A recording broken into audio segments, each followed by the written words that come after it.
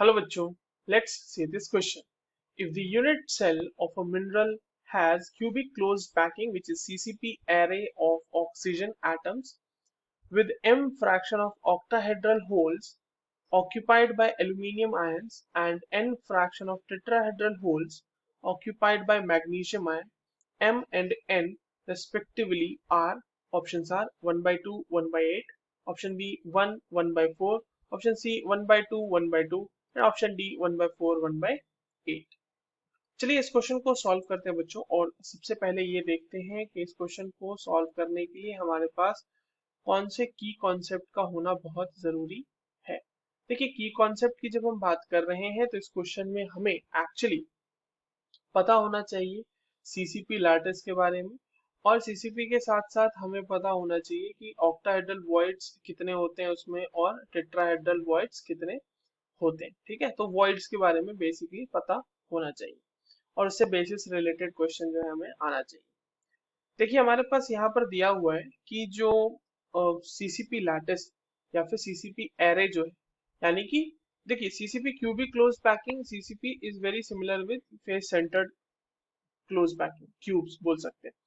तो अगर हम फेस सेंटर्ड इसको मान के चले, फेस सेंटर ही है मान के क्या चल रहा है इसको, फेस सेंटर ही है एक्चुअली। तो सीसीपी में, इन सीसीपी, ठीक है, ऑक्साइड आयंस जो होंगे वो कितने होंगे, तो पर यूनिट सेल कितना होगा बच्चों, देखो पर unit cell O2 minus ions will be 4। कैसे आया समझते हैं इसको। एक तो सारे कॉर्नर्स पे, ठीक है, तो सारे कॉर्नर से कंट्रीब्यूशन 1/8 का आएगा, ये मैं आपको यहाँ पे समझा देता हूँ।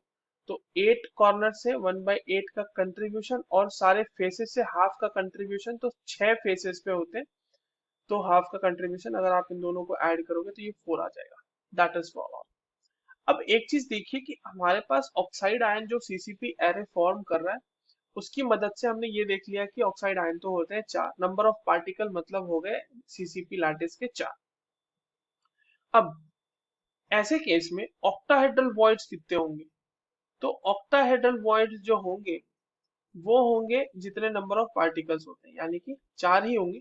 और टेट्राहेड्रल वॉइड्स कितने होंगे, और तो टेट्राहेड्रल वॉइड्स होते हैं double the number of particles, यानी कि ये हो जाएगा 8।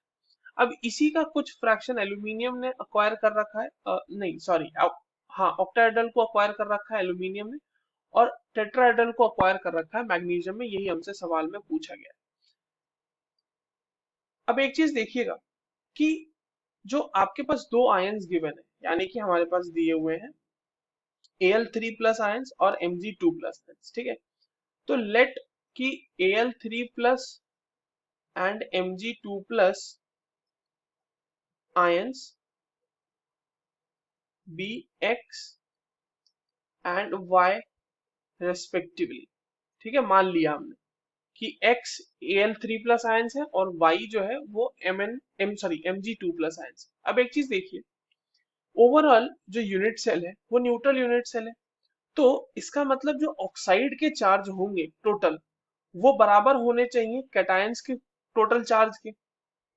तो अगर हम सिर्फ कैटायन के टोटल चार्ज की बात करें तो देखिए X एल्यूमिनियम आयंस है तो उसका चार्ज कितना हो जाएगा बच्चों, 3x, क्योंकि एक एल्यूमिनियम के ऊपर चार्ज है 3 प्लस, और एल्यूमिनियम के ऊपर है 2, और y एटम्स हमने ले रखे हैं एल्यूमिनियम के, तो 2y and it should be equals to 8, क्योंकि 8 जो है वो 4 ऑक्साइड आयन का चार्ज है।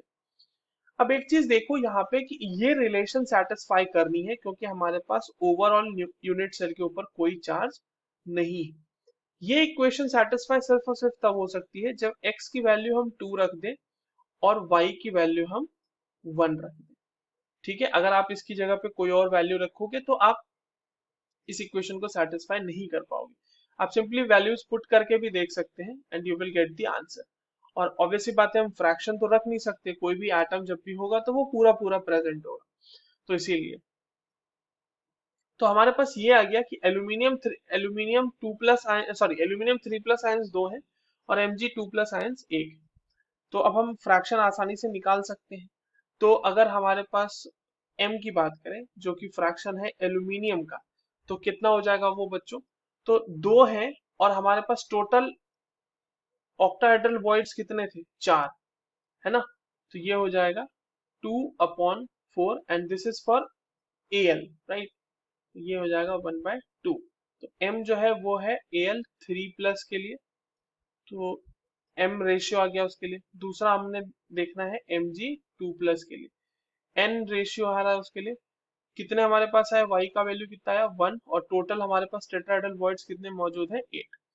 तो ये हो गया हमारे पास fraction of tetrahedral voids occupied by Mg2+। तो आंसर हो जाएगा हमारा 1/2 and 1/8, and this is given in the option number A. So that is the correct answer. I hope you understood this well. All the very best.